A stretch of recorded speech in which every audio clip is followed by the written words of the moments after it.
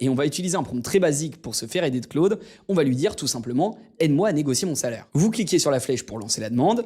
Claude va tout d'abord réfléchir et puis très rapidement nous donner une réponse. Et là, vous voyez, c'est ça qui est très intéressant avec Claude, c'est qu'il va nous poser des questions pour préciser le contexte. Parce qu'effectivement, notre prompt est trop basique et du coup, il nous propose un QCM pour préciser certains éléments. Donc on va dire que le contexte est sur notre poste actuel. On va partir du principe qu'on n'a pas de chiffre en tête et qu'on est dans le secteur de la finance et du conseil. Et donc suite à ces premiers éléments de réponse, Claude donc nous répond, il nous conseille de définir un chiffre cible, il nous suggère une tactique générale en particulier, comme ne jamais annoncer le premier chiffre. Je suis développeur web avec 4 ans d'expérience, actuellement à 42 000 € brut à Lyon, j'ai un entretien annuel dans 2 semaines. Cette année, j'ai livré le nouveau site e-commerce qui a augmenté les conversions de 23% et j'ai formé 2 juniors. Le marché à Lyon pour mon profil est entre 48 et 55 000 €. Mon manager est plutôt réceptif, mais il va me dire que le budget est serré.